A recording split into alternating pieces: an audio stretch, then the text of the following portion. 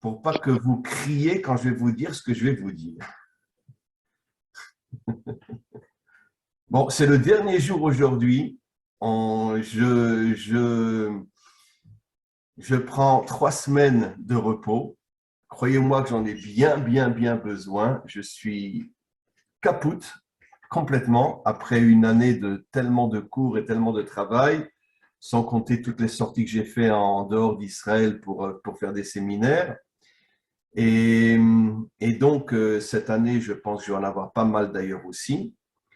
Et, et donc, aujourd'hui, j'ai un rendez-vous très important et malheureusement, encore une fois, vraiment, sincèrement, je m'excuse, je ne pourrai faire qu'une demi-heure de cours aujourd'hui. Donc, je vais pratiquement pas vous poser de questions aujourd'hui. Je voudrais conclure l'année que nous avons passée ensemble, une année absolument magnifique.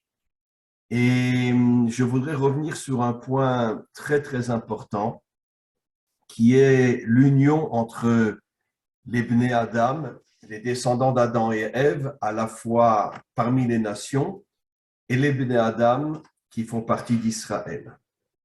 Je voudrais revenir pendant une petite demi-heure, 35 minutes sur ce point-là.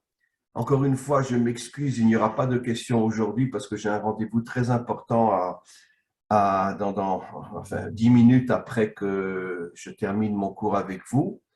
Encore une fois, on reprendra. Ah oui, j'ai oublié de vous dire, on reprendra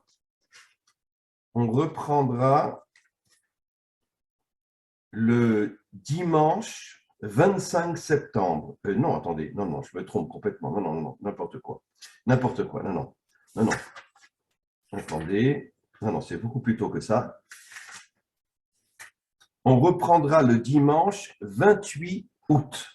Marquez-le bien, nous reprenons nos cours le dimanche 28 août. 28 août, nous reprenons nos cours. Voilà. Je pense que je serai en forme à ce moment-là et on pourra faire du Krav Maga en Zoom. D'accord? Et voilà. Très bien. David, je veux absolument que tu fasses du Krav Maga. D'accord? D'accord, je vais apprendre. Non, mais je pense qu'il doit y avoir des maîtres de Krav Maga à Lille. Je voudrais Mhm. que tu fasses du Krav Maga. D'accord. D'accord? C'est Comme ça, payant ça?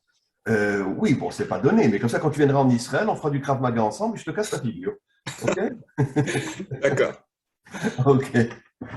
Non, mais essaye vraiment de faire du Krav Maga. D'ailleurs, tous ceux qui peuvent, Rana Ivo et tout ça, faites du Krav Maga parce que c'est un sport extraordinaire et qui donne des forces intérieures absolument magnifiques. Voilà, on va commencer donc, et je voudrais revenir donc d'abord, encore une fois, je répète, on a passé vraiment une année extraordinaire ensemble et j'ai pas de mots pour vous remercier tous et toutes de votre participation, de vos questions, de votre présence qui était absolument merveilleuse, fabuleuse. Je sais, je l'ai déjà dit, mais vous ne pouvez pas imaginer le respect, l'amitié que j'ai pour vous. Et comme je l'ai déjà dit et je vais le reprouver aujourd'hui, nous sommes vraiment sur le chemin de la délivrance parce qu'il y a un réveil extraordinaire entre Israël et les nations que vous représentez. Et bien sûr, il y en a beaucoup d'autres encore, mais en tout cas pour le groupe Rai, vous représentez donc une partie des nations adamiques. Et, et comme je vais l'expliquer aujourd'hui, c'est grâce à ce lien entre Israël et la dimension adamique parmi les nations que la délivrance viendra. Israël ne peut en aucun cas amener la délivrance seul.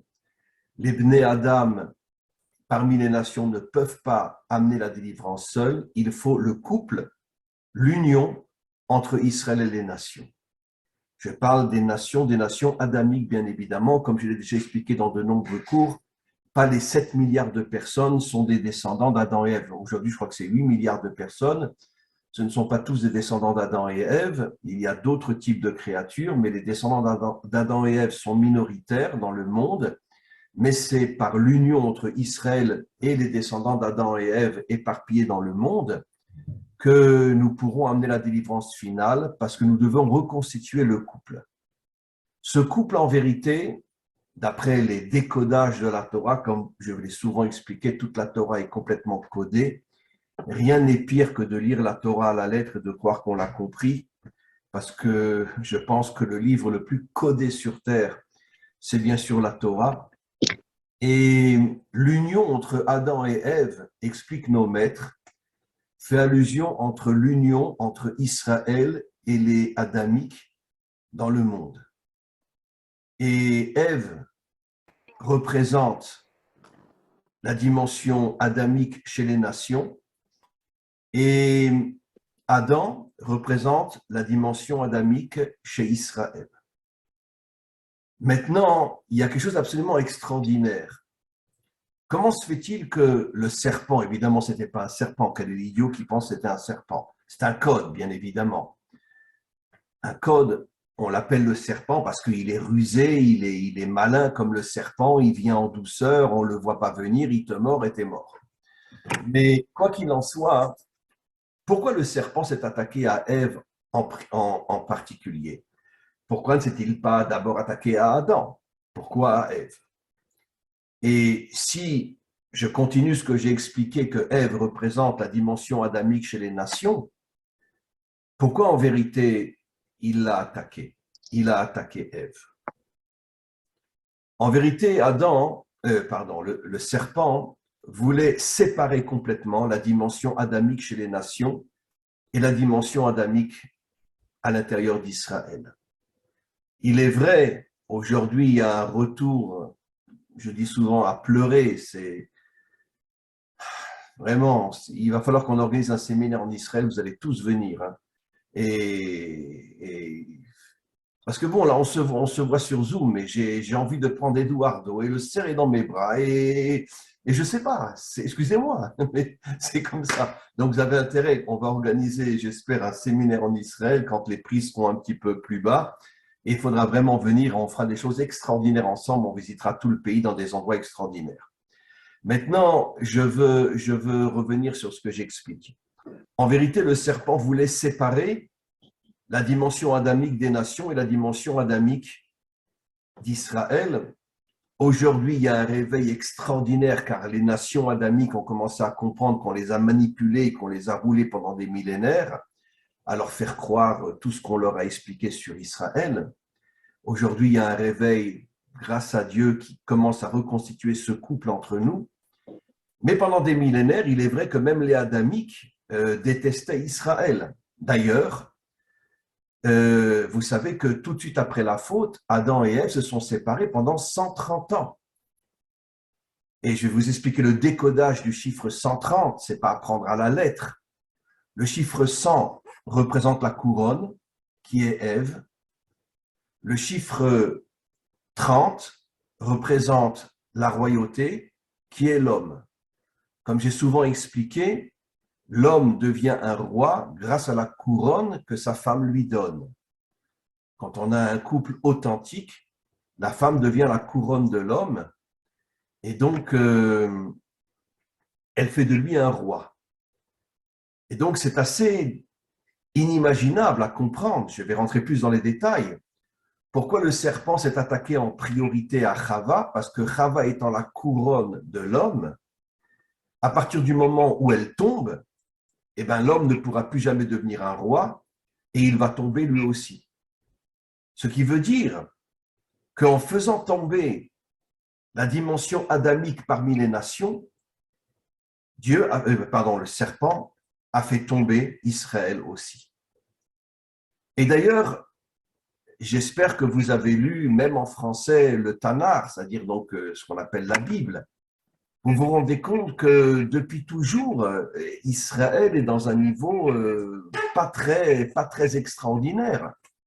À l'époque des rois, il y avait plein d'idolâtres, plein d'assassins, après il y a eu 2 destructions de temples, 4 exils. Lisez la Bible et vous verrez que Israël, c'est pas la couronne du monde. C'est un peuple qui a beaucoup de problèmes. Beaucoup de problèmes. Aujourd'hui, n'en parlons pas.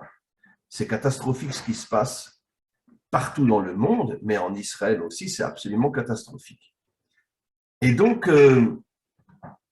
le serpent voulait priver Israël de devenir roi en faisant tomber sa couronne, qui est son épouse, qui est, d'après le décodage, la dimension adamique des nations. Et donc, je vais dire quelque chose d'absolument incroyable. Je sais que, mais bon, c'est mon chemin et je n'ai peur de rien.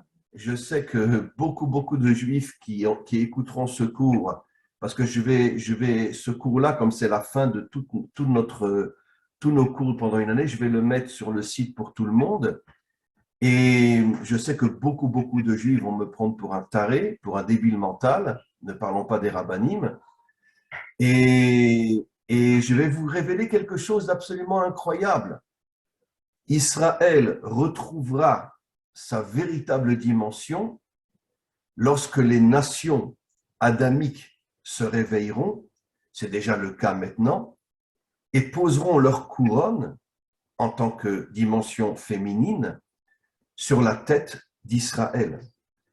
Ça veut dire que je vais redire quelque chose qui, je sais, ne sera absolument pas accepté par une grande partie des Juifs, mais le véritable retour d'Israël à la Torah dépend de l'action que vont mener les Adamiques parmi les nations qui vont aider Israël à retrouver sa véritable dimension.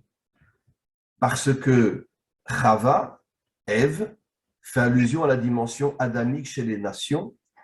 Donc, comme je l'ai souvent expliqué, la femme, c'est la couronne de l'homme. Et donc, c'est en posant la couronne sur la tête d'Israël qu'elle fera d'Israël un roi, mais elle sera au-dessus de ce roi, puisqu'elle est la couronne qui est au-dessus de la tête. Lorsque les Adamiques, parmi les nations, vont se réveiller, il y aura la recréation du couple Israël-les nations. Les nations adamiques vont représenter la dimension féminine, Israël la dimension masculine, mais ne prenez absolument pas de travers ce que je veux dire, puisque je ne cesse de le dire. La dimension féminine, au moment de la délivrance finale, est au-dessus de la dimension masculine, puisqu'elle est la couronne, ce qui veut dire que le retour des Adamiques parmi les nations vont sauver Israël, mais d'une certaine manière, ils seront, sur certains plans, même au-dessus d'Israël, parce qu'ils seront la couronne d'Israël, l'épouse qui devient la couronne de son mari. Donc, les nations adamiques ont un rôle inimaginable. Je pense que même les Adamiques parmi les nations ne sont pas encore conscients du rôle inimaginable qu'ils ont. Ça fait des millénaires que Israël est tombé. Ça fait des millénaires que Israël est en exil. Aujourd'hui, ça me fait mal de le dire, mais minimum 80% des Juifs partout dans le monde, y compris en Israël, ne mangent pas kasher, ne font pas Shabbat et sont complètement déconnectés de Dieu. Et je pense qu'en France, vous le voyez bien, etc. Et donc, cette chute, dans sa racine, est liée d'une certaine manière à la chute des Adamiques parmi les nations. C'est-à-dire la chute de Ève qui a perdu sa couronne et qui ne peut plus aider Israël à retrouver sa véritable dimension. Et quand Ève est tombée, Adam est tombé, traduit dans le langage décodé, quand les Adamiques parmi les nations sont tombés, Israël est tombé aussi. D'ailleurs, je vous l'avais dit dans un dernier cours, le mot jeûner, jeune, pas jeune comme David, qui est un garçon magnifique et qui est très jeune et très beau, mais je parle du jeûne de ne pas manger. Jeûne se dit en hébreu ta'anit. Et les lettres de ta'anit, c'est Torah, 70 nations, Nun, la Bina, Yud, Israël, et la dernière lettre, Tav, Torah. Et quand on prend le mot ta'anit, on comprend que lorsque les nations reviendront à leur Torah, Israël aussi reviendra à sa Torah. Ce qui veut dire que nous avons besoin de vous. Nous avons besoin de votre réveil, de votre prise de conscience, que vous devez retrouver la Torah qui vous correspond. Et à partir du moment où vous retrouverez la Torah qui vous correspond, à ce moment-là, vous deviendrez la couronne d'Israël et ensemble, nous deviendrons un couple qui amènera la délivrance finale. Parce que la première chose avant la délivrance finale, c'est la reconstitution de ce couple adamique, en partie chez les nations et en partie chez Israël. Et encore une fois, je me répète, le rôle principal de la reconstruction d'Israël et de la délivrance viendra de la dimension adamique parmi les nations. Maintenant, je vais vous expliquer quelque chose encore de plus profond. Quand vous prenez, bon, en français on dit Ève, je ne sais pas pourquoi on dit Ève, en hébreu c'est Chava.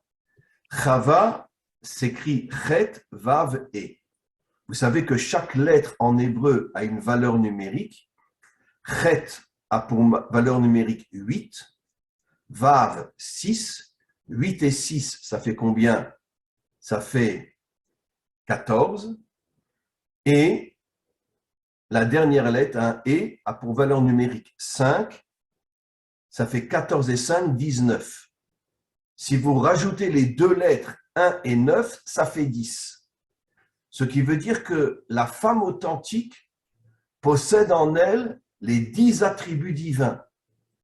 Ça veut dire qu'elle possède dans son intériorité toutes les forces qui vont permettre d'amener la délivrance finale. D'ailleurs, nos maîtres le disent depuis plus de 2000 ans, la délivrance finale viendra par le mérite des femmes. Et ils ne disent pas uniquement des femmes juives, ils disent les femmes. Ce qui veut dire qu'il y aura énormément de femmes parmi les nations adamiques qui, elles aussi, joueront leur rôle d'être, on pourrait dire, la source de la délivrance finale parce qu'elles contiennent les 10 attributs divins. Regardez le mot Adam maintenant. Aleph, 1. Dalet, 4. 1 et 4, ça fait 5. Même, 40. 45. 4 et 5, ça fait 9. Vous voyez que l'homme n'a pas les 10 attributs divins. La femme a les 10 attributs divins, mais l'homme n'a pas les 10 attributs divins. Il n'a que les 9 attributs divins. Et lequel lui manque? La royauté, le dernier. Pourquoi?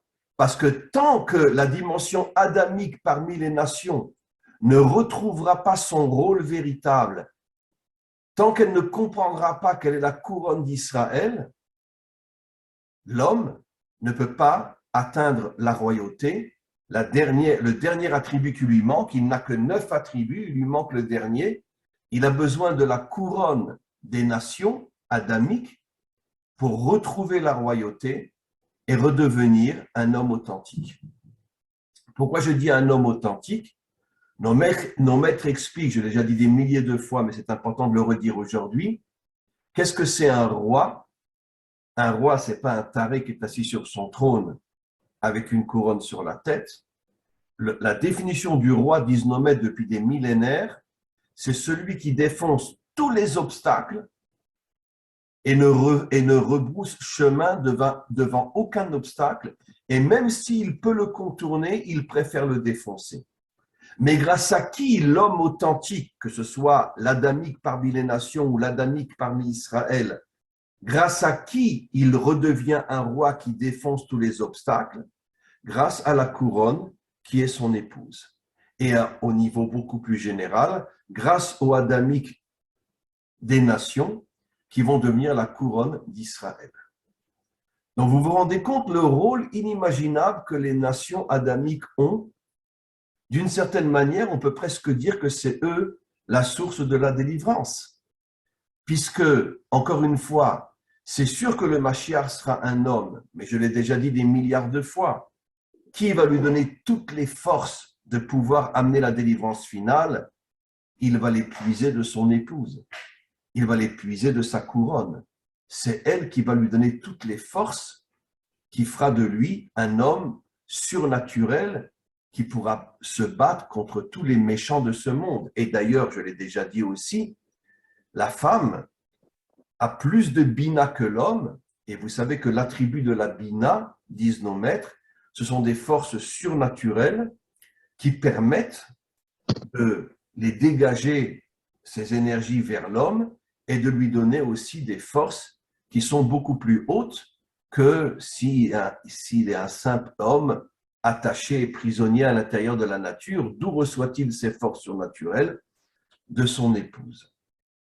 Alors, on voit encore une fois, et je vais aller un petit peu plus loin, que la femme possède les 10 attributs divins et l'homme n'en possède que 9. Il a besoin de son épouse pour atteindre la malchoute, c'est-à-dire recevoir la couronne. Et au niveau des nations, c'est bien sûr le lien entre la dimension adamique féminine chez les nations et la dimension adamique masculine chez Israël. Mais encore une fois, c'est au moment de la délivrance, la femme sera au-dessus de l'homme, c'est-à-dire que la dimension adamique des nations sera au-dessus de celle d'Israël à partir du moment où les nations auront retrouvé la Torah qui leur correspond.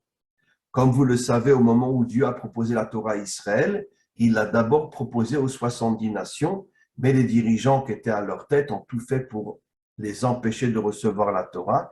Et ça fait des millénaires maintenant que Israël est tombé parce que les nations n'ont pas reçu, les nations adamiques n'ont pas reçu la Torah. Alors maintenant, je voudrais ajouter quelques notions encore importantes. Il ne nous reste que 5-10 minutes. Je pense que chacun d'entre vous se rend compte qu'on rentre dans une situation qui n'est pas facile. Tous les prix augmentent. Je pense que l'un des pays les plus chers au monde aujourd'hui, c'est Israël. Je ne vous dis pas, je le dis, je le sais, je n'ai pas tort. Je pense que d'ici 1 an ou 2, on n'aura qu'un petit morceau de pain sur la table et rien de plus.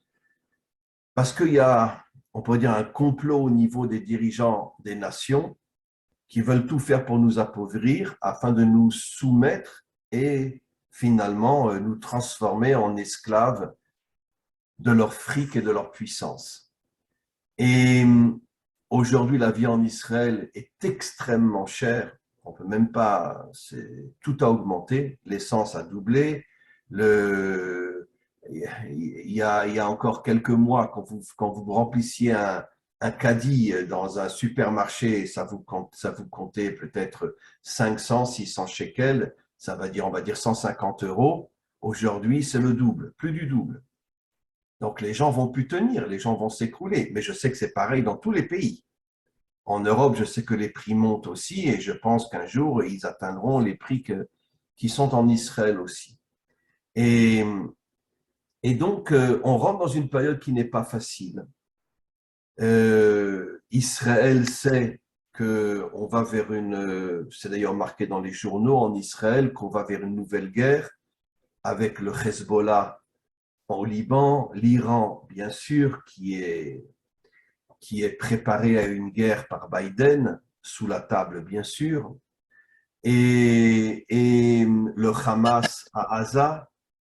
On va sûr et certain vers une nouvelle guerre. Par contre, ce que je veux dire, c'est que même si cette guerre commencera en Israël, elle va s'étendre dans le monde entier. Je pense, et ce n'est pas de moi, les prophètes l'ont dit il y a plus de 3000 ans, nos maîtres le disent dans le Talmud il y a plus de 2000 ans, nous allons vers la guerre qui s'appelle la guerre de Gog. Et la guerre de Gog, ça sera ce qu'on pourrait appeler la troisième guerre mondiale. Elle commencera en Israël, mais elle s'étendra après dans le monde entier. Et donc, nous avons, nous, en tant qu'adamiques, nous avons un rôle fondamental à jouer. Ne pas baisser la tête, et je vais expliquer quelque chose de très profond dans quelques instants, ne pas baisser la tête, ne pas tomber dans la peur, dans la panique, et je vais expliquer pourquoi. Je l'ai déjà expliqué dans de nombreux cours.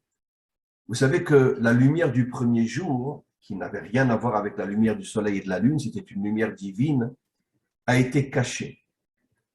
Et où cette lumière a été cachée? Elle a été cachée dans l'obscurité. Ce qui veut dire que, en vérité, dans chaque obscurité qui commence à envahir le monde, se cache une lumière qui finalement se dévoilera. Et je donne un exemple. Après tout ce que les Africains ont souffert, et encore, on n'en sait pas le quart.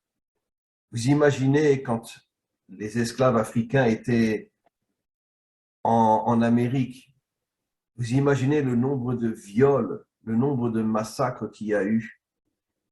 Les Blancs passaient leur temps avec des filles africaines, hein, et puis ils les violaient tellement qu'elles finissaient par mourir. Et ne parlons pas des Africains eux-mêmes qui étaient pendus, qui étaient torturés, qui étaient… Mais ça, ils ne nous le diront jamais, les Américains. Et des millions d'Indiens qui ont été massacrés, hommes, femmes, enfants, nourrissons. Et puis après ces ordures-là, ils ont créé les films à Hollywood comme si c'est les Indiens qui sont méchants, les cow-boys qui sont gentils, alors que tout le monde sait que les cow-boys, enfin les Blancs, ont massacré des millions d'Indiens qui n'étaient pas méchants du tout. Mais ils les ont massacrés pour pouvoir prendre leur territoire et pouvoir prendre leur place. Et donc tout est à l'envers aujourd'hui. Mais encore une fois, ce que j'étais en train d'expliquer, c'est que bon, les Africains ont été terriblement abîmés, eux aussi, mais pareil en France, pareil dans l'Europe, toutes les guerres qu'il y a eu, les croisades, comment on appelle ça, l'acquisition et quantité de guerres, la guerre de 100 ans entre l'Allemagne et la France, les deux guerres mondiales où 70 millions d'Européens sont morts, etc. On se prépare à une troisième guerre mondiale.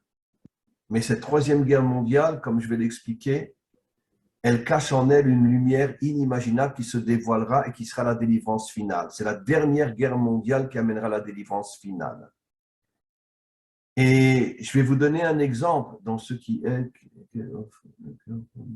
contre nos peurs. Oui, il faut absolument qu'on arrive à lutter, Christelle, contre nos peurs et de savoir que dans ce conflit qui va éclater, je ne sais pas quand, mais se cachera une lumière inimaginable. Je vais vous donner un exemple. Et je vous avoue très sincèrement que moi-même, je ne comprends rien à cet exemple-là. La Shoah. Vous savez que ce n'est pas 6 millions de Juifs qui sont morts dans les camps, c'est 9 millions. Le Yad Vashem a fait des études pendant pratiquement 70 ans et a trouvé que c'était 9 millions. Pourquoi on ne le dit pas au monde entier? Parce que déjà la majorité ne nous croit pas que c'est 6, alors ils vont croire que c'est 9. Mais bon, peu importe. Ce n'est pas ça le sujet. Le 9 millions de Juifs massacrés dans les camps de concentration, 3 ans après, Israël renaît sur sa terre. Comment vous comprenez une chose pareille? C'est bien la preuve qu'il y avait une lumière incroyable qui se cachait dans cette obscurité. Et il lui a fallu 3 ans à cette lumière pour se dévoiler et Israël renaît sur sa terre. Ah oui, je voulais dire quelque chose, j'ai complètement oublié. Au sujet des Africains, je reviens en arrière. Les Africains sont massacrés, ils sont torturés. Je parle en Amérique, bien évidemment. Les filles sont violées, sont massacrées, etc. Mais il y a quand même eu, on pourrait dire, une lumière qui s'est dévoilée. Quelqu'un aurait pu imaginer un jour qu'un président américain serait noir, Obama. Bon, évidemment, je ne partage pas du tout ses idées parce qu'il est anti-israélien.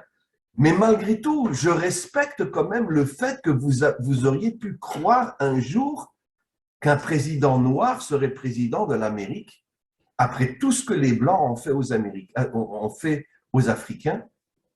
On aurait pu croire une chose pareille. Ça veut dire que c'est aussi une preuve fabuleuse que dans toutes les obscurités se cache une lumière qui finalement finit par apparaître, que ce soit chez nous, que ce soit chez les nations. Mais comment on peut imaginer une chose pareille? Après tout ce que les Blancs ont fait aux Noirs en Amérique, tout d'un coup, Obama devient président des États-Unis. Mais comment c'est possible? Ça prouve bien que dans chaque obscurité se cache une lumière inimaginable. Cette lumière, pour se connecter à elle, mes amis, il faut ce qu'on appelle en hébreu la émouna. La traduction en français, je ne l'aime pas, c'est la foi. Mais la foi, c'est quelque chose qui est au-dessus de la compréhension. Parce que c'est sûr que quand on va rentrer dans la guerre de Gog, c'est sûr que ça ne sera pas facile ni à voir, ni à entendre, ni à comprendre. Mais d'un autre côté, nous, les Bnei Adam, nous avons une âme qui est supérieure à la majorité de ceux qui ne sont pas des Bnei Adam. Nous avons cette étincelle de la foi, de la émouna dans notre âme, qui peut nous connecter au maître du monde, même si nous ne le comprenons pas. La condition pour réveiller cette étincelle, c'est de n'avoir peur de rien. C'est-à-dire que même si on est dans une situation très difficile, on doit se connecter à cette étincelle en se réveillant, en n'ayant peur de rien et en ayant la certitude que même si l'obscurité est catastrophique, un jour viendra où la lumière qui se cache dans cette obscurité finira par se dévoiler. Et même si on tombe dans notre foi, il vient ranimer le feu sacré, dit Christelle, vous avez 100% raison. Il y a des fois on tombe, c'est vrai. Vous savez que quand les Juifs sont sortis des camps de concentration, 99% ont dit au bon Dieu, va te faire foutre. On ne veut plus croire en toi. Pourquoi? Après ce qu'ils ont subi dans les camps de concentration. Mais beaucoup sont revenus après. Pendant 2, 3, 4, 5 ans, ils ne voulaient plus entendre parler de Dieu, mais beaucoup sont revenus. L'un des cas les plus célèbres, c'est Elie Wiesel. Elie Wiesel, tous les jours, on rentrait dans la cabane des enfants. Lui, il avait 11-12 ans à cette époque-là, quand il était à Auschwitz. Et les nazis prenaient au hasard 2, 3, 4 enfants. Ils sortaient tous les enfants, ils les pendaient devant leurs yeux. Il a écrit un livre où il le dit. Comment voulez-vous qu'un enfant qui voit ça pendant des années, il ne va pas dire au bon Dieu, va te faire voir? Comment voulez-vous qu'il continue à croire en Dieu? Un enfant, c'est impossible. Mais Elie Wiesel, il est revenu. Après des années où il était complètement laïque, il est revenu. Il est redevenu un vrai juif. Pratiquant Shabbat, Kashrut, etc. Mais il lui a fallu de nombreuses années pour sortir de son trauma. Vous comprenez? Et je vous le dirai, mes parents aussi. Mes parents, ils ont perdu toute leur famille pendant la guerre. Après la Shoah, ils étaient complètement laïques. Mais avec le temps, ils sont revenus. Aujourd'hui, ma mère est très religieuse et mon père aussi, bon, il est décédé il y a longtemps du cancer malheureusement, mais il a fini sa vie très religieux lui aussi. Et j'ai un frère qui est à Strasbourg qui est très religieux. Alors que, excusez-moi de vous le dire, mais quand on était jeune, on mangeait du jambon beurre. Mais on est revenu à la Torah. On est revenu à la Torah. Et on n'est pas les seuls. Ça veut dire qu'il y a un moment de chute, comme dit Christelle, mais quand Hachem sait que cette chute, elle est liée peut-être à un trauma, alors Dieu nous aide à remonter. Et c'est ce qui va se passer au niveau de toutes les nations adamiques. Un retour réel vers cette prise de conscience que nous sommes des hommes et des femmes authentiques et que nous devons former ce couple Israël et les nations, et ça sera la source de la délivrance finale. Voilà mes amis, je vais devoir m'absenter, il n'y aura pas de questions aujourd'hui. Ce cours-là, je vais le mettre sur le site parce que je pense qu'il est très important et qu'il termine finalement une année de présence entre nous. Je me répète, nous reprenons les cours. Nous reprenons les cours le 28.